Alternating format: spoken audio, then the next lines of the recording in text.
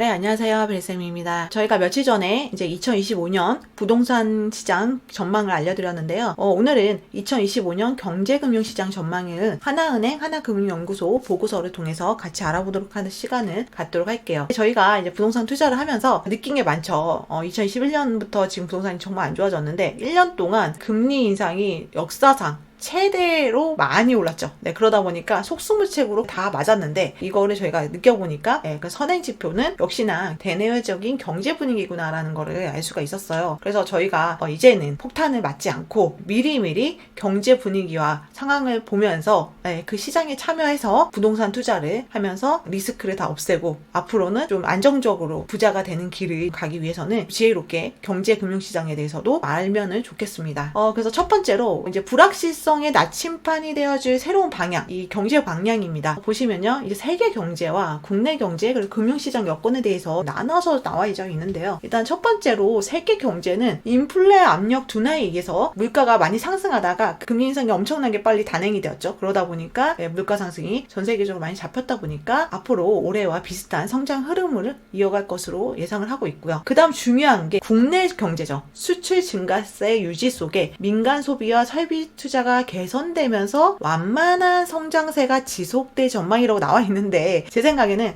이런 것 같아요. 저희가 이제 상업용 부동산을 가지고 계신 분들은 체감하실 거예요. 경제가 어떠냐 하면은 경제가 안 좋다고 좀 생각을 하거든요. 자영업자분들도 많이 만나보고 지산에서 사업하시는 분들, 부동산에서도 이거 하도 많이 듣다 보니까 많이 체감을 하고 있는데 분위기가 정말 안 좋습니다. 경제 분위기가 그런 상황인데 그나마 더 이상 안 좋아지진 않을 거다라는 그런 기대 심리가 있는 것 같아요. 경제가 더 이상 나빠지진 않을 것 같다. 더 이상 나빠질 순 없다. 여기서 그러다 보니까 지금보다 점점점 경제가 좋아질 것 같고 아무래도 민간 소비와 설비 투자를 좀 하지 않을까. 그러다 보면 완만한 성장세가 지속되지 않을까. 지금보다 더 이상 나빠지지 않고 좋아질 것 같다라는 겁니다. 네, 그래서 저희가 보기에도 앞으로는 꿈과 희망을 좀 줘야지. 2025년도인데 앞으로 안 좋아요. 이러면 안 되잖아요. 좀 좋아질 것으로 보여지고요. 지표들도 보니까 지금보다는 조금씩 좋아지고 있는 게 보이기는 합니다. 그리고 금융시장 여건을 보면요. 인플레 압력이 축소되고 있죠. 지금 물가가 많이 좀 잡히고 있는 상황이고 보니까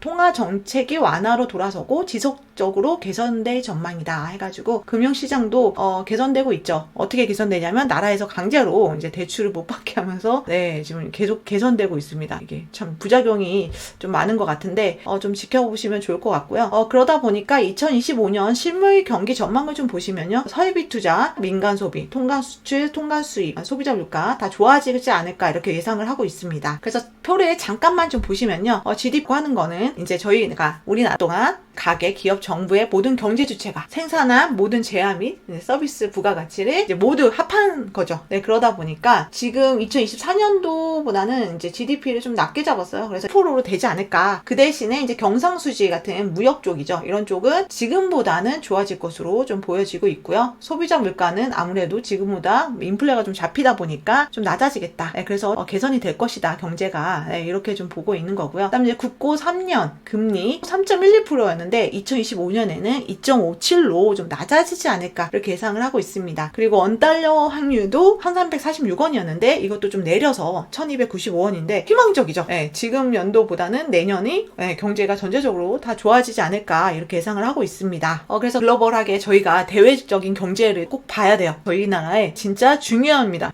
열세에 있는 그런 나라죠. 그래서 세계 경제를 좀 보시면 인플레 압력 둔화와 주요국의 금리 인하에 힘입어서 올해와 비슷한 성장세를 이어갈 것이다 라는 겁니다. 그래서 점점 더 좋아지지 않을까. 나빠지지 않는 것보다 오히려 좋아지는 거는 되게 좋은 겁니다. 그래서 좀 희망을 갖고 여러분들도 좀 보시면 좋을 것 같고요. 하지만 이제 지정학적 갈등, 자국 우선주의, 그리고 국가 간 통화 정책의 차별화, 그리고 글로벌 공급망 재평 등의 리스크가 내년에는 있지 않을까 싶습니다. 그 중에서도 가장 좋아지는 지역이 이제 독일, 캐나다, 영국으로 보여지고 있습니다. 그래서 대부분 좋아지고 있는데 인도, 중국, 미국은 좀 분위기가 안 좋아진다 이렇게 좀 예상을 하고 있고요. 보면 경제 대국이죠. 뭐 전 세계에서 뭐 대장이죠. 저희가 랜드마크 아파트 보는 것처럼 모든 금리부터 시작해서 통화, 뭐 환율, 뭐 경제, 무역 다 들어가기 때문에 미국을 꼭 보셔야 되는데, 지금 미국이 지금 분위기가 어떠냐면은 이례적으로 강력했던 미 성장세가 좀 조정이 될 것이다 라고 보여집니다. 그래서 그나마 이제 반도체, 소프트웨어, IT 투자, 연준의 이제 통화 정책 전환 등이 이제 경기 하단에 좀 지탱할 것이다 라고 보여지고 있고요. 그리고 유럽의 분위기가 좋아지고 있어요. 어둠을 뚫고 보이기 시작한 성장의 햇살이다 라고, 독일 경제가 극도의 부진에서 벗어나고 이제 금융 여건이 개선된다 이렇게 나와 있습니다. 그래서 여기도 우리나라와 같이 완만한 성장 흐름을 보일 것이다 라고 예상을 하고 있어요. 일본이 좋아지고 있어요. 이제 좀 침체를 벗어나서 물가 안정과 실질 임금 플러스 전환 등 이제 소득 환경 개선에 따른 점진적 회복으로 완만한 성장세를 전망한다. 이제 디지털 전환 가속화 속에 반도체 투자 확대와 중소기업의 노동 절약형 투자 지원 정책들도 성장에 기여하고 있다. 중국이 지금 힘든 상황이에요. 그래서 안팎에서 밀려드는 불안한 먹구름이다 이렇게 나와 있는데요. 정부가 강력한 부양 의지를 하고 그러는데도 불구하고 부동산 시장 부진 여파로 성장률이 5%를 하회할 정도로 안 좋아요. 그래서 부동산 시장이 중요한데 좀 잘 좀 했으면 좋겠습니다. 과연 어떻게 중국이 이 위기를 극복할 수 있을지 같이 지켜보시면 좋을 것 같습니다. 중국이 확대를 하고 있는 것이 전기차와 배터리와 태양광이에요. 신사업을 계속 육성시키고 있는데 뭔가 노력을 많이 하고 있는데, 지금 중국이 지금 사활을 걸었어요. 인도 같은 경우는 꿈꾸는 코끼리 경제다 해서 앞으로도 양호한 성장을 될 것으로 전망을 하고 있고요. 그 다음에 아시아들도 오히려 이제 고래 싸움에서 새우등 터지는 게 아니라 반사이익을 얻는다라는 겁니다. 하나 꼼꼼히 떨어지는 거죠. 고래 싸움에서. 인도, 필리핀은 인프라 확충을 통한 이제 정부 지출 확대가 더 좋아지고 있고요. 베트남, 말레이시아는 대외 수요 증가에 따른 수출 회복, 그리고 태국은 관광 수입 증가가 성장을 견인한다 해가지고 오히려 동남아는 분위기가 좋아지고 있습니다. 그리고 국제유가는 공급의 결자 해지다 해가지고 원유 공급이 확대에 힘입어서 하락한다라는 겁니다. 너무 원유를 많이 하다 보니까 오히려 공급이 수요보다 많아진 거죠. 그러다 보니까 좀 하락하게 않을까 이렇게 좀 전망을 하고 있고요. 하지만 이제 중동 갈등과 년에 이제 최저치를 기록한 이제 원유 재고 하락으로 더딜 전망이다. 그래서 아예 하락하진 않고 눈치 보면서 유가가 좀 떨어지지 않을까 이렇게 보여지는 겁니다. 그리고 이제 국내 경기를 보시면요, 아까까지는 대외적인 경기였어요. 그럼 저희가 내외적인 경기를 봐야 되겠죠? 이것도 중요합니다. 국내 경기는 내수 회복 기대에도 불안정성이 지속될 것이다 라고 합니다. 그래서 국내 경제는 이제 인플레이션 완화 및 금리 하락 등에 힘입어 내수 회복이 재개되면서 완만한 성장 흐름을 나타낼 것이다 라고 나와 있는데요. 근데 이게 문제가 이제 수출 증가세 둔화, 증가는 하지만 예전처럼 확 올라가는 게 아니라 조금씩 올라가는 기 때문에 쉽지 않다. 거기다가 글로벌 정책 불확실성, 신용 위험 등이 어떻게 돌아갈지 보시면 좋을 것 같은데, 저희 나라가 지금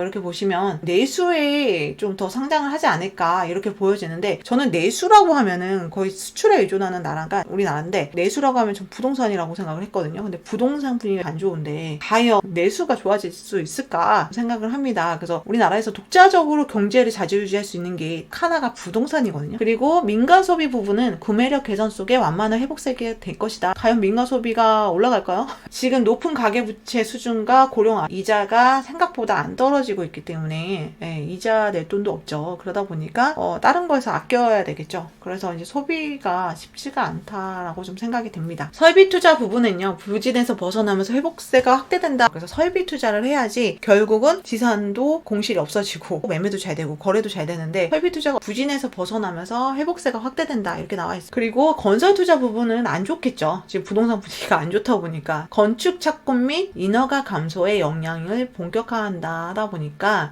부동산 시장 위축 및 PF, 신용 경색 등으로 건축 착공 및 인허가 면적은 2022년 후에 급격한 감소세로 건설 투자 역성장이 불가피한 전망이다 라고 나와 있는데, 역시나 그렇습니다. 인허가 비율이 엄청나게 줄어들었고요. 인허가 면적도 줄어들고 있습니다. 그러다 보니까 인허가를 안 했으면 건설을 하질 못하는데 건설이 안 되겠죠. 그럼 당연히 성장이 안 되겠죠. 그래서 어떻게 보면은 인허가를 안 해서 건설을 안 하면 좋죠. 왜냐? 집이 모자르니까. 집이 모자르면 아무래도 집값이 올라갈 수 수밖에 없는 상황이에요. 그래서 전세가 지금 이런 상황이니까 월세가 올라가지 않을까. 대외 거래는 수출 증가세는 유지되나 둔화는 불가피하다라는 건데, 증가는 되지만 조금씩 된다는 거죠. 그리고 소비자 물가 같은 경우도 완화로 인해서 하향 안정화된다. 그래서 소비자 물가는 이제 좀 떨어지지 않을까. 실제로도 떨어지고 있는 게 보여집니다. 글로벌 통화 정책을 보면 금리 인하 사이클이 본격 진입한다. 이건 중요한 문제죠. 저희가 대출을 다 받은 상태니까 거기에 대한 이자가 얼마가 나가냐가 이 금리 인하에 따른 거죠. 그러다 보니까 정말 중요한 문제인데, 지금 주요국 중앙은행 각국 경제 환경에 맞춰서 이제 금리 인하를 단행했죠. 미 연준까지도 9월에 지금 하다 보니까 우리나라도 지금 금리 인하를 했죠. 향후 이제 고용 지표를 따져서 이제 미국이 이제 금리 인하를 할지 말지를 정하는데요. 그러다 보니까 저희는 고용 지표를 유심히 보면서 행동을 하시면 좋을 것 같습니다. 그리고 국내 통화 정책을 좀 보시면 금융 안정 이슈에 발목이 잡힌 한은이다 이렇게 나와 있어서 정책 금융 확대로 인해서, 정책 금융이라고 하면 이제 신생아 특례나 뭐 디딤돌이나 뭐 각종 그런 정책들 거기에 따른 가계 대출 급증과 수도권 중심의 주택가격 급증이 걸림돌로 급부상했다. 계속 금리를 내릴 것인가는 지연이 됐다. 주요 국가는 좀 다른 차별화를 두지 않을까. 그러니까 뭐 다른 나라들이 다 내린다고 해서 우리나라도 내린다 그런 얘기가 아니라 눈치를 보면서 우리나라는 대출이나 분위기를 보면서 어떻게 할지 보겠다라는 겁니다. 제가 보기에는 미국이 금리를 내리면 우리나라는 안 내릴 수가 없어요. 네, 환율 문제라던가 채권이나 다양한 금융 관계들이 엮여있기 때문에 눈치를 보지만 결국 내릴 수밖에 없다. 그래서 미국이 좀 내려줘야 된다라는 겁니다. 시중 금리는 연간 제한적인 수준으로 그칠 것이다 이렇게 보여지고 있는데, 금리를 어느 정도 내리긴 할 것 같다. 그 다음에 달러와 이런 게 환율 방향성이 좀 중요하죠. 환율이 이제 아무래도 경제 문제, 경제 무역 같은 거에 좀 크다 보니까 앞으로는 좋아지지 않을까. 엔화 달러와 이런 건데, 달러는 이제 미 경기 둔화 등으로 약세 흐름을 이어갈 것이다. 그나마 다행이고요. 강세가 예상된다. 근데 속도는 더딜 전망이다. 뭐 원달러 환율이 떨어지면은 좋을 수 있죠. 나머지 것들은 크게 자금 이동이나 이런 거는 너무 깊이 들어가는 거기 때문에 다 알진 않아도 될 것 같고요. 그래서 경제 문제를 보시면 정체적으로 그거예요. 지금이 너무 분위기가 안 좋았기 때문에 더 이상 나빠질 게 없다. 앞으로는 좋아지진 않아도 조금씩 경제 분위기가 좋아질 것으로 이제 전체적인 분위기는 그렇게 보고 있습니다. 좌절하지 말고 이제 포기하지 마시고요. 분위기가 좋아지고 있으니까 항상 그 사람들은 그렇죠. 이게 뭐 지금 순간이 영원할 거다. 안 좋은 날도 영원할 좋을 거다, 좋을 것도 영원히 좋을 거다 이렇게 생각할 수가 있는데, 그렇지가 않아요. 안 좋을 때는 계속되지 않습니다. 안 좋다가도 또 좋은 날이 오고 안 좋은 날도 오고 다시 좋아지기도 하고 이렇게 반복이 됩니다. 너무 안 좋았다고만 생각하지 마시고, 내년에는 지금보다는 더 이상 나빠질 때가 없다. 내년에는 좋아질 것이다. 이렇게 생각을 하시면 좋습니다. 그래서 하나은행도 그렇게 좀 발표를 한 것 같아요. 국내 경제는 완만한 성장세가 지속될 전망으로 보인다는 게 결론입니다. 이렇게 다 봤습니다. 다음에는 다른 걸로 또 다시 찾아뵙도록 할게요. 감사합니다.